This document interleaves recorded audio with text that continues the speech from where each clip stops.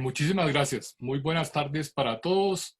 Un saludo muy especial a la señora ministra de Justicia, doctora Margarita Cabello, a la señora presidente del Consejo Superior de la Judicatura, doctora Diana Remolina, al señor director de la Corporación Excelencia de la Justicia, el doctor Hernando Herrera, al doctor Ramiro Bejarano, al doctor José Fernando Torres, a los coordinadores y bueno, a todos los asistentes, agradeciéndoles su atención y empezando por decir que para mí siempre es grato hablar de estos temas. Déjenme hacer, por favor, unas reflexiones preliminares. La primera, la importancia del funcionamiento de las ramas del poder público en esta situación de crisis. Digamos que es muy preocupante de que una rama del poder público no esté funcionando pues plenamente, como es la rama judicial, y más si se compara con que tuvimos dificultades en el despegue y funcionamiento de la rama legislativa. O sea, una larga discusión de si se podía o no funcionar virtualmente, y todavía me atrevería a decir que el Congreso de la República tiene temores de que haya sentencias de inconstitucionalidad por ese funcionamiento virtual.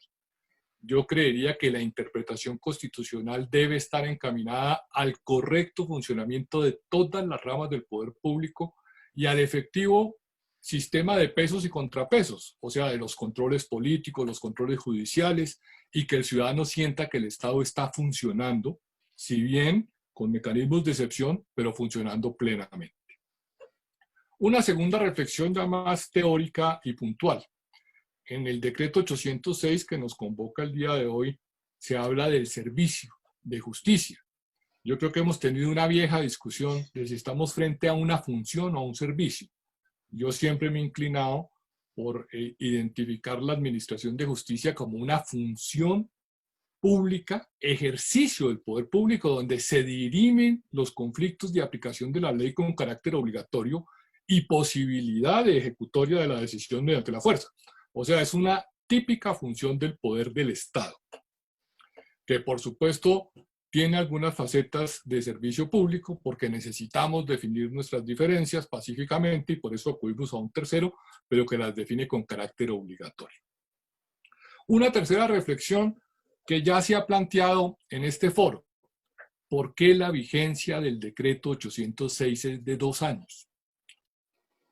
La reflexión teórica o constitucional es que las normas que se expiden en virtud del estado de emergencia económica, social y ecológica son de carácter permanente, excepción de la modificación o establecimiento de cargas tributarias que solo rigen por un año. Ahora bien, el gobierno nacional puede modificar el efecto de las sentencias y ponerles término, pero la regla general es que rigen de manera permanente, a diferencia de lo que ocurre en el estado de conmoción interior. A mí me sorprende que no se haya aprovechado la situación para que muchas de estas normas que se han establecido en este decreto pues tuvieran carácter permanente. El tema de los poderes, el tema de las presentaciones de la demanda, la informalidad de las firmas, que facilitan muchísimo el funcionamiento de la justicia. Se ha dicho aquí que la pandemia ha precipitado la digitalización. Yo creo que eso es cierto y tal vez es uno de los efectos positivos de esta gravísima crisis sin precedentes que estamos viviendo. Tal vez la más grave de nuestra generación y que se puede asimilar a una guerra mundial porque es una crisis de connotaciones globales y con muchísimos elementos de incertidumbre. No sabemos cuándo termina, no sabemos la profundidad de la crisis, no sabemos cuándo aparecerá la vacuna, no sabemos los efectos económicos que vaya a tener este año y el próximo. Pero también debemos decir que el tema de las tecnologías de la información y de las comunicaciones se ha venido imponiendo, y se ha venido imponiendo en todos los frentes, y que el Estado ha llegado rezagado a la regulación de las nuevas tecnologías de la información. Para mí es un caso simbólico el tema de Uber. El Estado se ha demorado en regular eso y ha generado una serie de conflictos innecesarios donde debíamos haber estado aprovechando esas tecnologías para racionalizar el transporte, para mitigar la contaminación ambiental y para que coexistiera con otras formas de transporte que vienen de regímenes anteriores que tienen defectos. En Bogotá llegó a costar más de 100 millones de pesos un permiso para poder operar un taxi. Eso no tiene sentido. O sea, las limitaciones que se impusieron a esos permisos hicieron que se generara un mercado muy costoso para la prestación de ese servicio.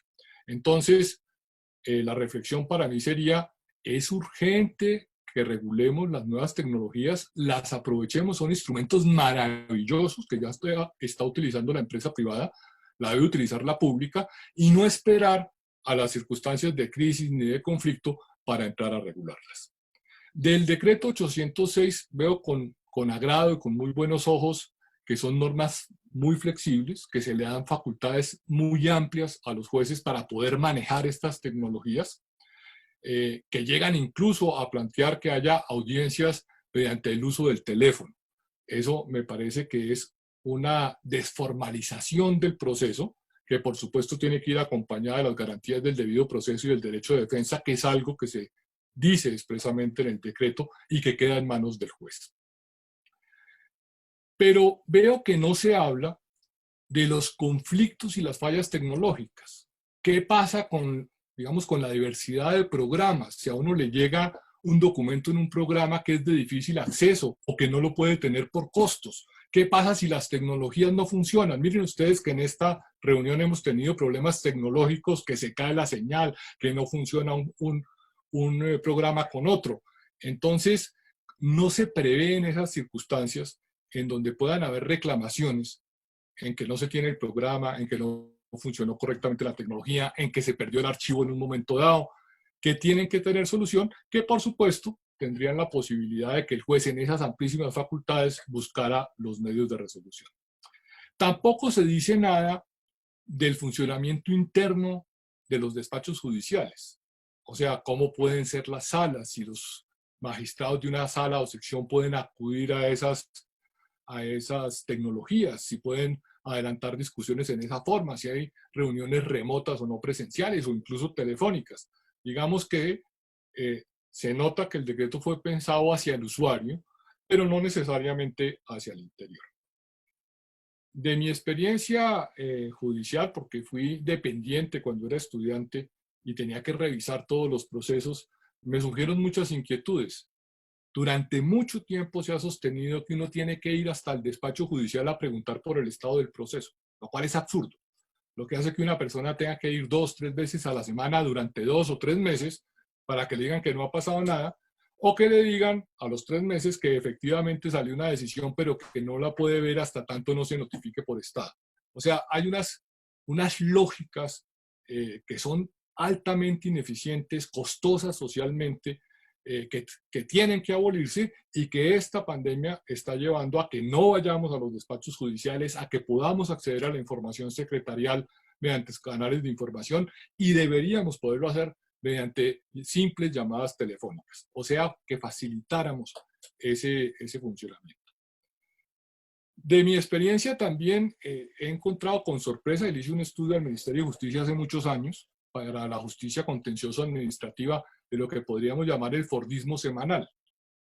Al interior de los despachos y generalmente en las secretarías se ha impuesto la práctica de trabajar por semanas. O sea, los martes suben los procesos al despacho, los miércoles fijan notificaciones en estado, los jueves hacen traslados, los viernes reciben testimonios, y eso ha conducido, lamentablemente, a que la justicia camine por semanas, lo que quiere decir que camina algo así como unas 50 o 49 semanas al año, o sea, da 49 pasos al año, que si trabajara diariamente, o sea, si todo se hiciera todos los días, que es algo que permite la tecnología de la información, pues tendríamos una justicia que no camina 49 o 50 pasos al año, sino que podría fácilmente caminar 300 pasos al año o más. Entonces, son cambios importantes de mentalidad que nos los permite la tecnología y que ojalá este decreto pues incursionara en las lógicas de la administración de justicia para hacer verdaderas transformaciones que nos permitieran tener una justicia mucho más ágil y que nos las permitiera descongestionar. Hablar del decreto propiamente dicho, pues ya casi que se ha dicho todo, lo dijo la señora ministra, en alguna medida lo dijo la presidenta del Consejo Superior de la Judicatura, lo ha dicho el doctor Ramiro Bejarano, en los aspectos puntuales y de procedimiento. Yo haré tal vez algunos comentarios puntuales que no son propiamente de mi expertise sobre el procedimiento, pero sí preguntarnos por qué no se abordó la justicia penal, en donde tenemos tantas dificultades e índices de impunidad altísimos que rondan el 90%, y con gestiones en la fiscalía y en los despachos judiciales altísimas. Allí hay que pensar en que llegue la tecnología de la información y que esta emergencia permita que allí también se agilicen los procedimientos y que igualmente, porque aquí habría un defecto de lógica, pues también se proteja a los funcionarios judiciales de la Fiscalía y de los despachos penales. ¿Por qué no se abordó el tema de la Justicia Especial de Paz? Que también es una jurisdicción que a mi juicio ha presentado gravísimos retrasos, no ha expedido decisiones de los muchos temas que tiene que abordar. No conozco cómo funciona, pero también debería servirse de estos mecanismos de las tecnologías de la información y las comunicaciones, y también debe protegerse a los servidores públicos que están en esa jurisdicción. En cuanto a la justicia contencioso administrativa, pues se han hecho avances en materia de excepciones previas. Me llamó la atención que nos refirieran al Código General del Proceso cuando realmente hay una regulación en el Código, en el CEPACA, y que debíamos habernos referido a esa norma, pero finalmente, que es un aspecto, digamos, técnico, prevalece la norma especial y se simplifica el trámite de la excepción previa para efectos de no suspender la audiencia inicial y decretar una etapa probatoria y posponer la decisión de las excepciones previas, sino hacerlo en la audiencia inicial y darle un trámite previamente a las excepciones y, si es del caso, a la práctica de pruebas. Me parece que la redacción del decreto no es afortunado en el tema de traslados y especialmente en el tema de traslados de las excepciones, porque el decreto regula los traslados, las comunicaciones, las notificaciones, para decir que cuando las partes han puesto en conocimiento de la otra los textos de sus memoriales, especialmente las excepciones, pues no propiamente las excepciones, pero se refiere en general a los documentos que una parte le manda a la otra, se entiende surtido el traslado. Y entonces uno se pregunta si el artículo dice eso, ¿por qué 2 artículos más adelante se regula un trámite especial para las excepciones previas donde efectivamente se corre un traslado? Y la redacción no es afortunada porque se remite al Código General del Proceso o a las normas que lo reformen. Viene la pregunta que ya el doctor Ramiro nos dio su posición, si esta norma está reformando el Código General del Proceso o no, y si se debe aplicar la norma general de traslados o se debe aplicar la norma especial para el trámite de las excepciones previas. Veo con muy buenos ojos el tema de las sentencias anticipadas. Yo creo que ese es un tema cardinal que lleva a una reflexión general. La función del juez es fallar. La función esencial y fundamental de un juez es tomar decisiones mediante sentencias. El impulso del proceso, que por supuesto debe ir acompañado de las garantías del debido proceso y el derecho de defensa, bien podría estar a cargo de otros funcionarios o incluso de las propias partes, porque hemos distraído al juez de muchas tareas de impulso procesal y ha dejado postergada su función de fallador.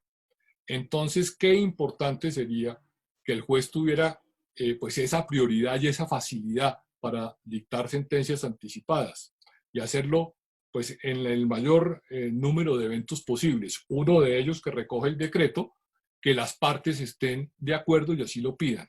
Otro que recoge el decreto, pero que en mi opinión podría ser un poco más audaz, el hecho de que sean asuntos de puro derecho, que no requieran práctica de pruebas. Pero yo diría que ahí se podría dar un paso adicional. Hay procesos que se componen de 2 partes. La calificación de la juridicidad del acto, la validez, y después la reparación del derecho, de donde resulta inoficioso practicar pruebas de perjuicios y daños cuando se va a fallar que el acto es válido y no hay lugar a reparación. Valdría la pena separar ese proceso, una parte de la validez del acto, y saber si el acto es válido, no hay lugar a tramitar la segunda parte del proceso. O sea, poder determinar con anticipación si el acto es nulo o no para poder entrar en la segunda parte del proceso en el sentido de regular los perjuicios o no, como ocurre en la jurisdicción ordinaria, en donde pueden haber sentencias en abstracto y la posibilidad de regular los perjuicios mediante un incidente. En síntesis, yo diría que en buena hora se dicta normas de este estilo, que ojalá permitan el cambio de mentalidad y permitan que incursionemos realmente en la justicia digital más allá de normas de apoyo al proceso y que lleguemos a la aplicación de la inteligencia artificial para el manejo de conflictos, el manejo de normas, el manejo de aplicación de normas en distintas circunstancias, bases de datos para decisiones. Un mundo extremadamente amplio que se está abriendo en otros lugares del mundo y que tenemos que pensar en acceder a ellos para que realmente la justicia entre en el nivel tecnológico del siglo XXI. Muchas gracias.